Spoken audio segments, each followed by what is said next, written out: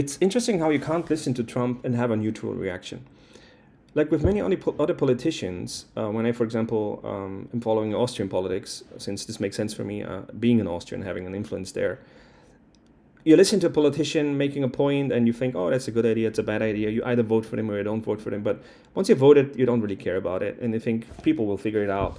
Just leave it to the politicians to make the decisions, and that's it. You're not particularly politicized. You leave it, you have this professional cast of people who are specialized with dealing with specialized problems.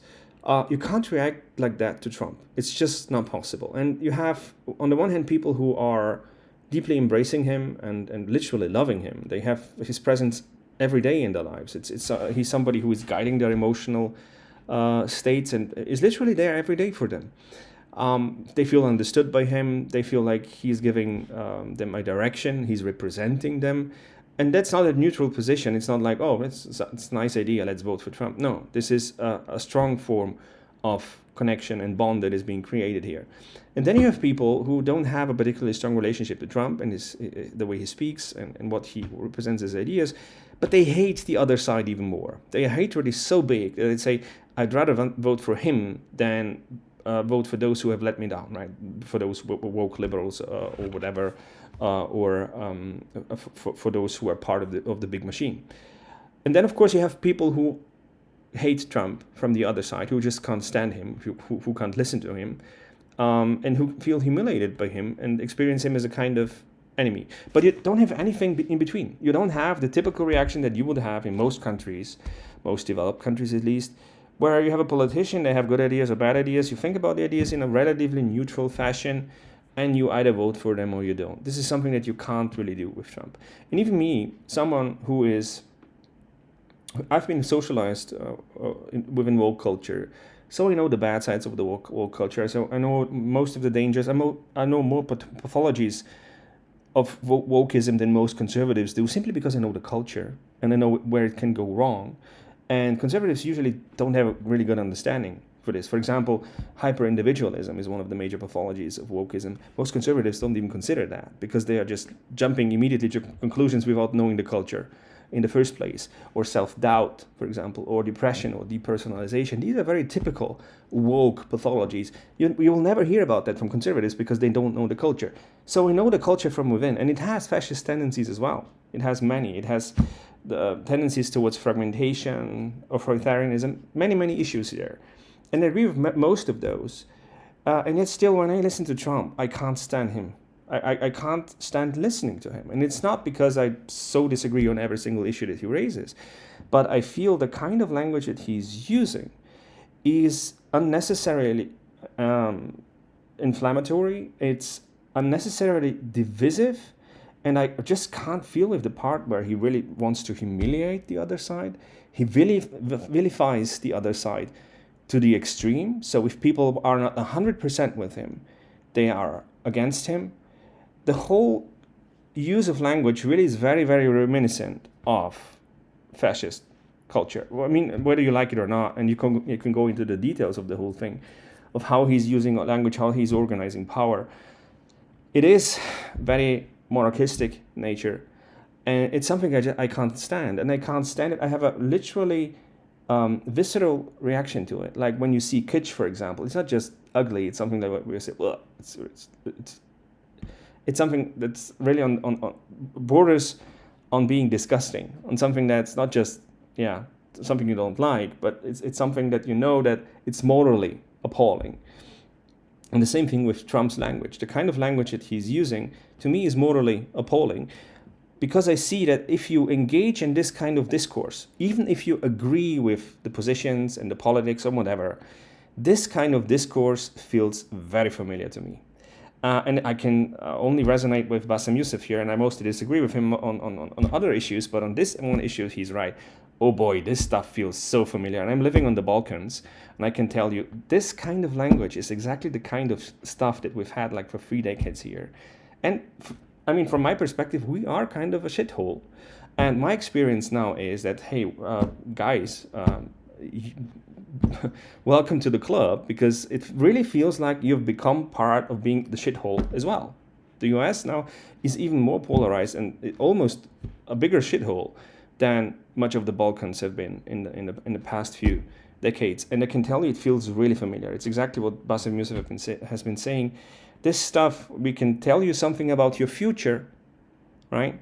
But just looking at our own past, because this is stuff that we've gone through, and we know that once you open up this kind of worms and you engage in this kind of rhetoric, it is very, very difficult to dial the whole thing back. And you will be living in conditions which I think for most Americans might be new now, but I don't think there is an easy way out of that. And this is the thing that is so, for me, so repulsive in the kind of language that Trump is using. And that's his superpower. His superpower is that he polarizes to the max, he tribalizes to the max, and it's good for the people who are on his side, but this is hell for the people who are not on his side. And this is not how we can hold a country together. This is not how you can hold a relative diversity of people together. It's you can either rule through authoritarian rule. This is basically the only way you can keep the whole thing together. Or as Dugin once put it, the Russians being a more rustic people, you actually you have to hit a bit harder to actually keep them together and make them do what they are supposed to do. This is the only way you can keep such a culture actually together. This is the reality of it. And that's to me something unacceptable. It's something to me that is literally morally appalling. But it's Trump's superpower. And this is why he won't dial the whole thing down. He won't turn the temperature down, because if he did, imagine Trump becoming one among many politicians having specific views on specific issues which don't really bother you much, and you think about it and you agree or disagree, but you just give your vote and forget about the whole thing. If Trump became that person, he would lose his superpower. He would not have the ability to consolidate so many people behind him, again, in love and in hatred, but never in reasonableness. This is not his thing. He can't be reasonable by definition. And that's the dilemma I think the US is facing right now, because reason has to be modeled. You need someone to show you how to do it. You need an avatar who represents reason, who represents compassion, and who represents integrity.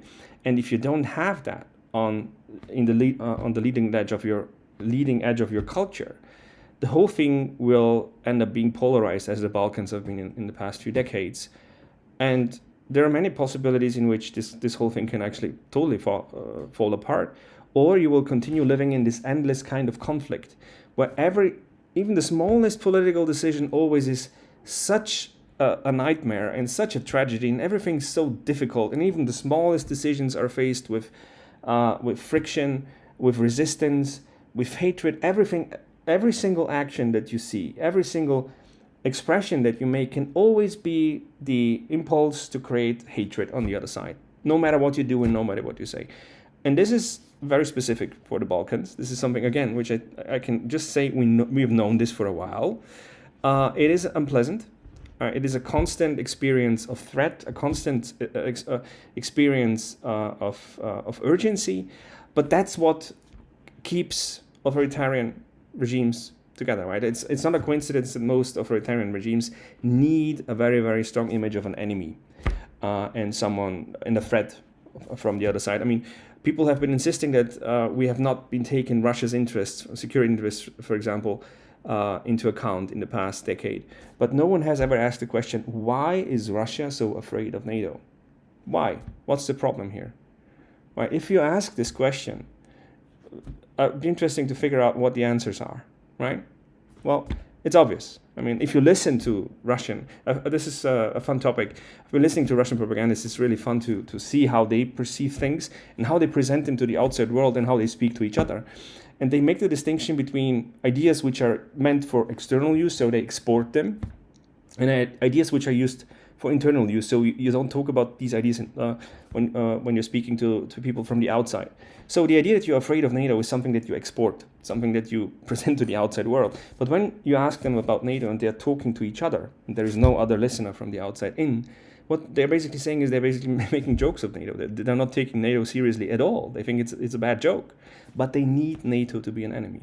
Because without NATO being an enemy, they can't maintain internal coherence. They can't maintain the regime itself, right? And this is a general principle that unfortunately now has reached the US, right? Without the enemies Trump couldn't hold his base together. He couldn't hold his own position because it's not based on reasoning. It's not based on policy. It is based on polarization and hatred. So I think people can't turn from him with the expectation that he will dial the whole thing down. He can't. If he did, he would lose his power, and he won't give up his power.